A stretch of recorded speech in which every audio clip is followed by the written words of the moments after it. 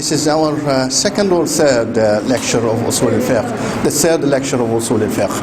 And we reached the point of talking about the Hukm Shar'i. And we said that the Hukm Shar'i is the address of the legislator, means Allah subhanahu wa ta'ala or his messenger. Allah or his messenger, the address of the legislator concerning our actions of what to do and what not to do.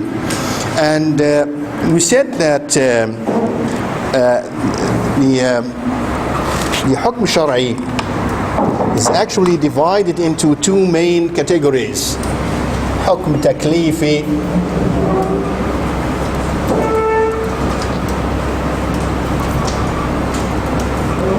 and Hukm Wad'i.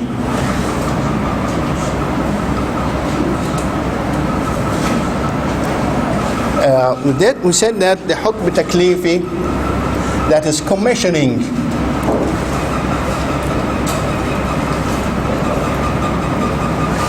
Hukm. And this Hukm Wad'i, that is circumstantial.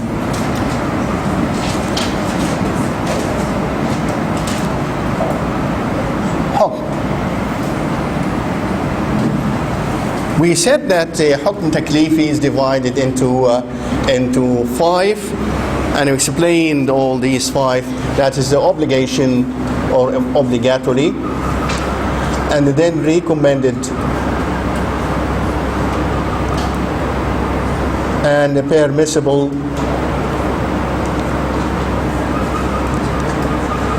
disliked, or reprehensible.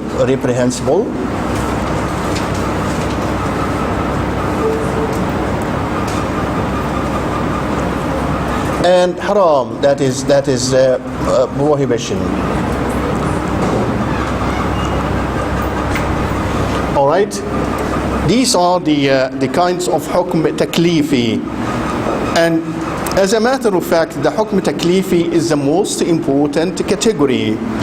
Hukm Wad'i is only helping or giving shed light on the Hukm Taklifi, aiding it, clarifying it, and that's all.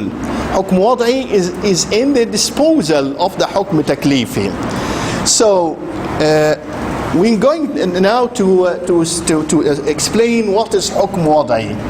The Hukm Wad'i, as it is helping or giving shed on the Hukm Taklifi, it is categorized into sabab. That is, we cannot say reason because it is a legal reason. It is a legal reason, not just a reason, it is a legal reason. Why? Because if you say reason only, it means that it lies on the area of effect, cause and the effect. Cause and the effect. You know cause and the effect? That is, for example, the relationship between fire and the burning, between water and the drowning. No, we don't mean that at all. It is a legal reason. What is legal reason?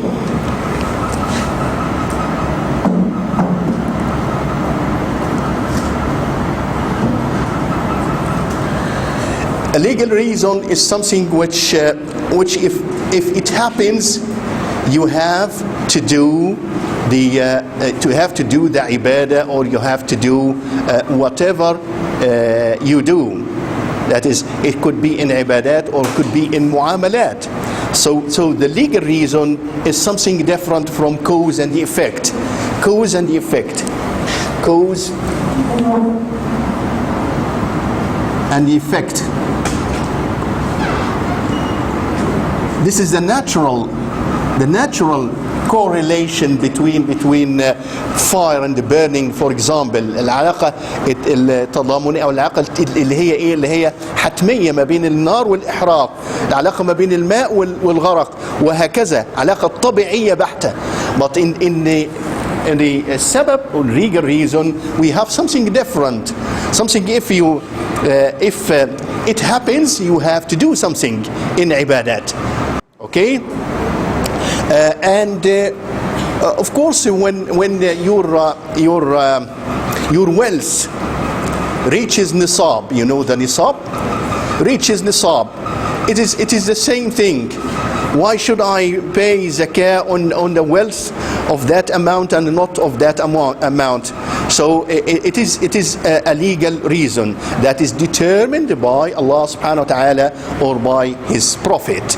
So this is the legal reason. Legal reason is included, or it is listed under the hukm wada'i. And by the way, we mean by hukm wada'i that I أضع. حكم وضعي يعني إيه جاي من يضع. يضع إيه? To put something against something else. So I put the حكم وضعي against the حكم تكليفي. حكم وضعي against the حكم تكليفي. For example, I put the sun on the summit of the sky against the obligation of performing salah, and so on and so forth. So حكم وضعي has been driven. It is originated from that word. That is to say, حكم وضعي تضع شيء في مقابل شيء آخر.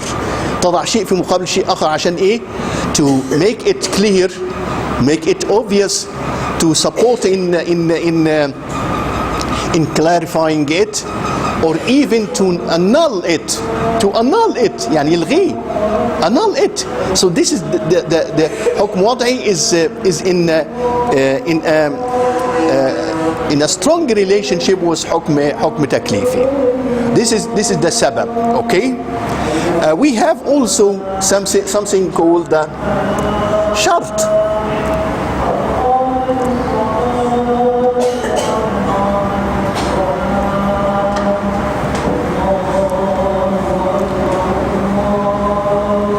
And we mean by shart, prerequisite means that something performed or done before the hukm taklifi.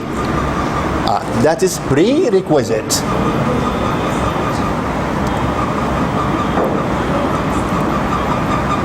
Prerequisite. That is sabab, shart. Like for example, in our ibadat, we may have something that precedes the ibadah itself, and this is called shart. We take, for example, wudu. Can I pray without wudu? I cannot pray without wudu. Wudu happens before the salah. So I call it prerequisite. It is something that is the word, the letters pre means before. So it has to be before the ibadah itself. It has to be before the ibadah itself. So prerequisite means shart. And it means that the ibadah, which is the hukm taklifi, cannot be performed except by the shart in hukm wada'i. And we have so many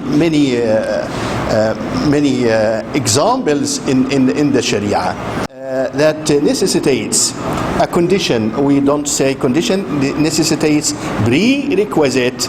Without the prerequisite, I cannot perform the ibadah itself. I cannot perform the ibadah itself. And our main example is wudu before the salah. Right? Here we have third one, impediment. That is mani'.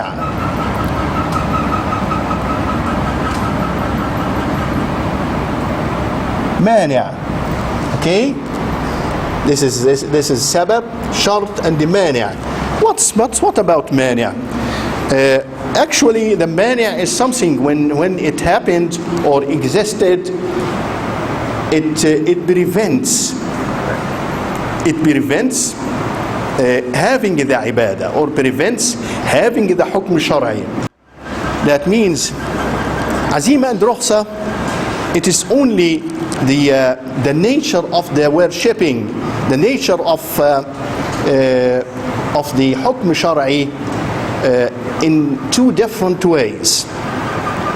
When it was first revealed by Allah subhanahu wa ta'ala, and then in something in other circumstances or situations that we call rukhas, mean rukhsa.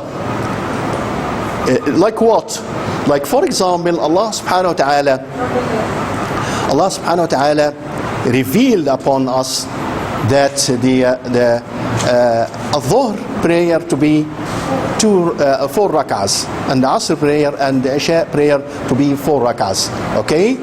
But in the meantime, He also legislated to us by the Prophet that sometimes you will be in the situation of rukhsa to shorten the prayer. Shorten the prayer. Okay? So we only pray the Dhuhr or Al-Asr or Al-Isha only 2 rak'ahs. Means that this is a chapter in the fiqh books that is shortening the prayer. اللي هو ايه قصر الصلاة. قصر الصلاة. Okay?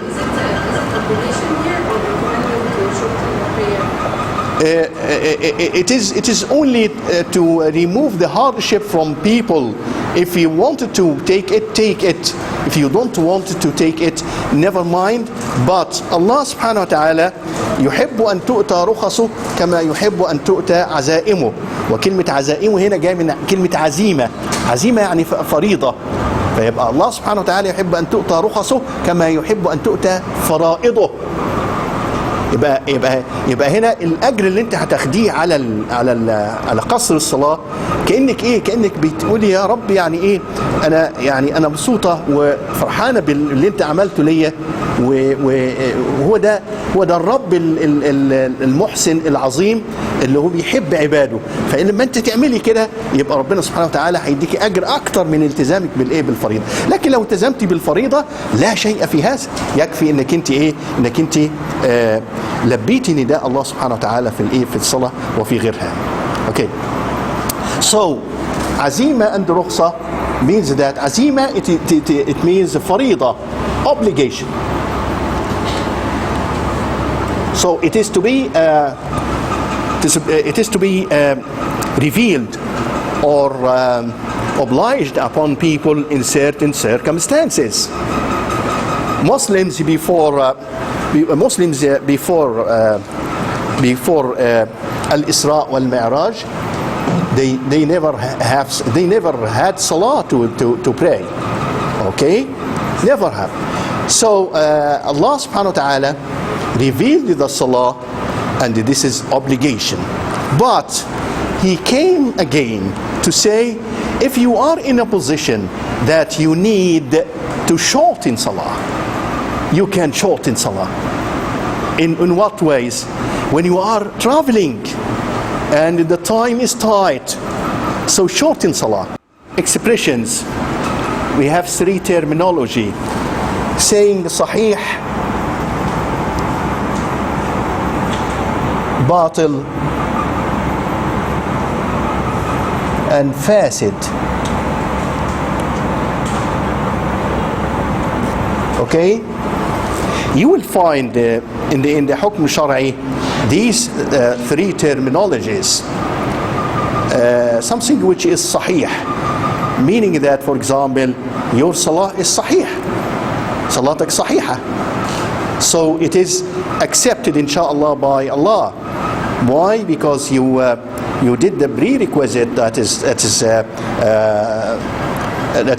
wudu, and you have the intention, and you do the pillars of the salah in a very good way. So the salah inshallah sahiha, and it will be accepted by Allah. Okay? And batil, something in your worshipping that makes the salah null and void. Null and void. Null and void يعني ايه؟ يعني معناها غير ملغاة، مش بالتالي غير مقبولة. Null and void. Null and void.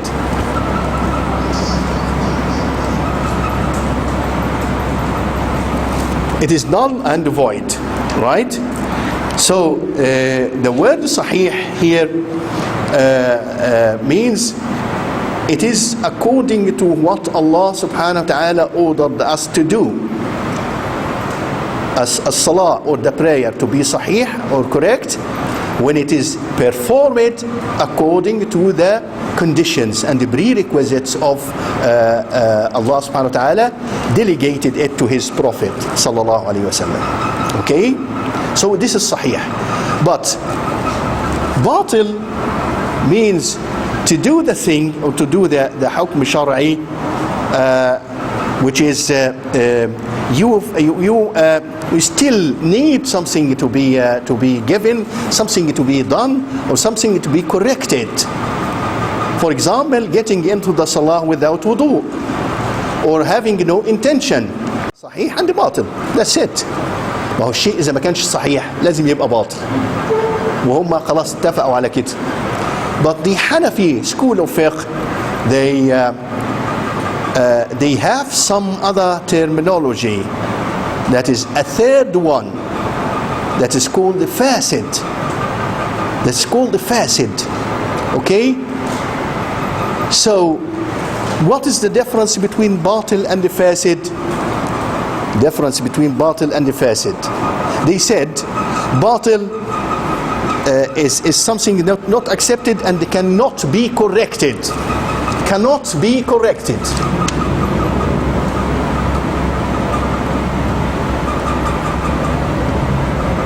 خلاص انتهى. لكن الفاسد is something wrong, but it can be corrected. An example for the something that cannot be corrected: if you sell, for example, wine. If you sell wine, all right. If you sell wine, well, this is a prohibited thing from the first place. You cannot correct it. This deal is null and void from the first place. But come to fasid and have an example about that. In dealing and applying contracts between us in sales and so on, we may have some conditions in the contract itself. Okay? In contracts. So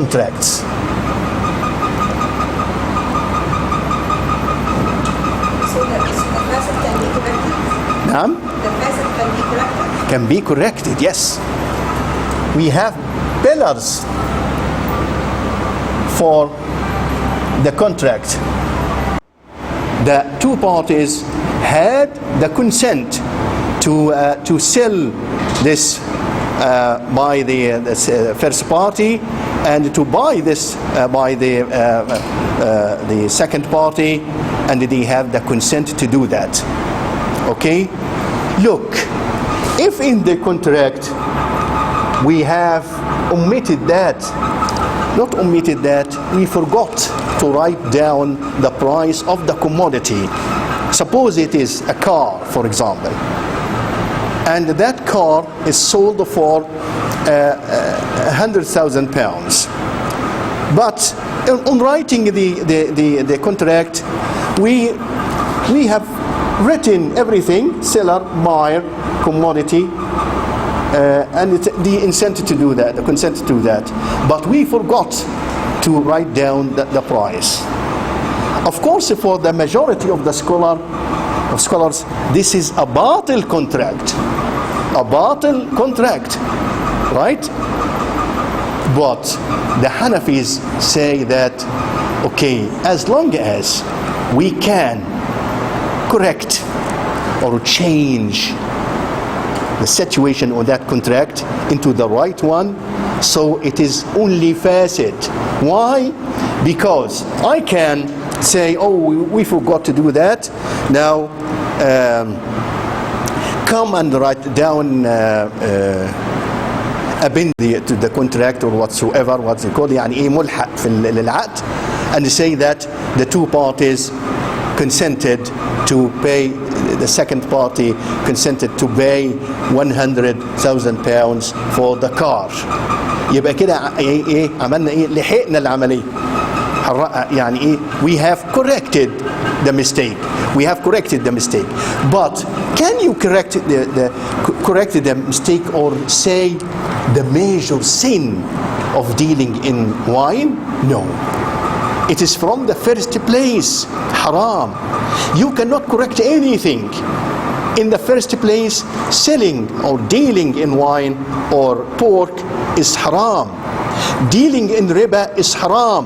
So don't say that we didn't remember to write the price or the سعر الفايدة, the interest rate. No, nothing of that. This is cancelled, or this is not accepted in the first place. So the Hanafis call this fasid contract, but not batil contract. This is, with the majority, is batil contract, but with the Ahnaf is a fasid contract. So we can say, safely say that the batil contract that cannot be corrected whatsoever. انه ايه؟ تكون حاجه في الاسنس بتاعت الكونتراكت. essence بتاعت الكونتراكت انه بيبيع شيء محرم. selling is a prohibited thing. So this is in the essence of the contract. So it is batil. But in the fasid contract, if we can correct it in some way, so this is called the fasid, not batil. So the fasid, that is the contract that can be corrected. Okay? These are the حكم وضعي. That's a circumstantial حكم. So سبب, شرط, impediment, عزيمة and رخصة, and صحيح, باطل, and فاسد.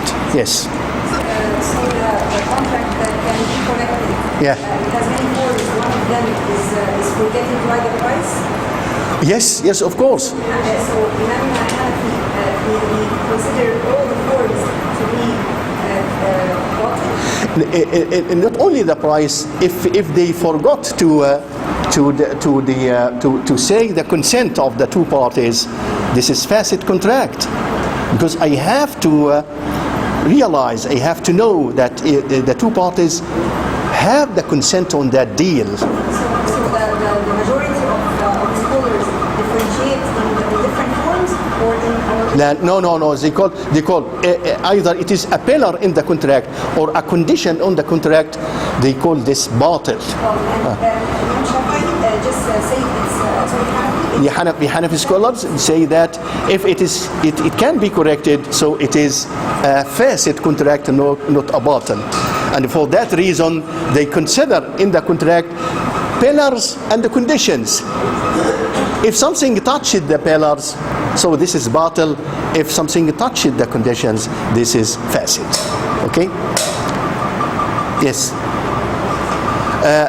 I have to stop at that point and take your questions, because other than that, we will inshallah study and explain the adillah of Usul al-fiqh, which are the Quran, the Sunnah, Ijma' and the Qiyas. And inshallah in Usul al-fiqh too, you will have other adillah which are not agreed unanimously by the scholars. These are public interest, المصلحة المرسلة, استحسان, سد الذرائع, قول الصحابي, العرف, and all of these adillah that are not agreed upon by the scholars. There are agreed upon adillah and not agreed upon by the scholars. These adillah not agreed upon. So we will inshallah start to explain that. The batil, null and void,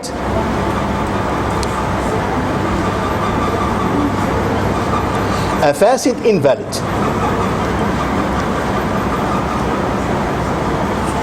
Yes.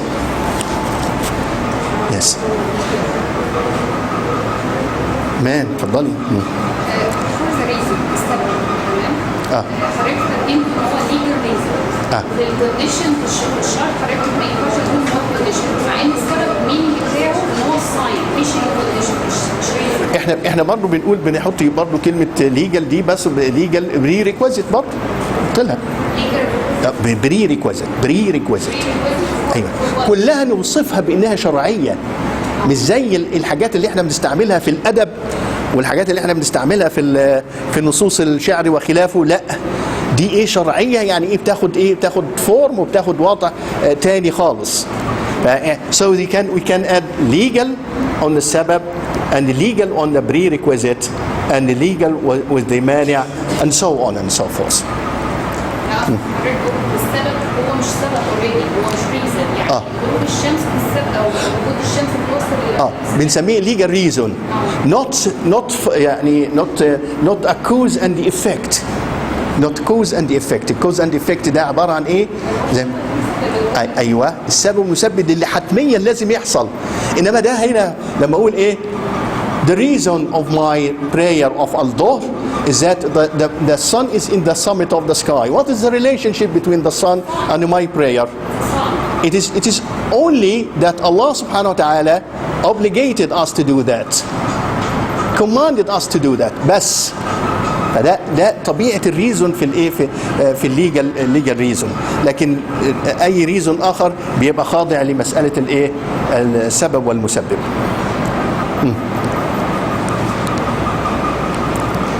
لا لازم تسألهم بليز. You know what, taken from what? Taken from the action of the Sahaba. The Sahaba actually applied that. And I give you an example about it. The Sahaba, in the era of the Sahaba, somebody at the end of his life, he was old and he married just a young woman, and after that maybe because his children convinced him to divorce her.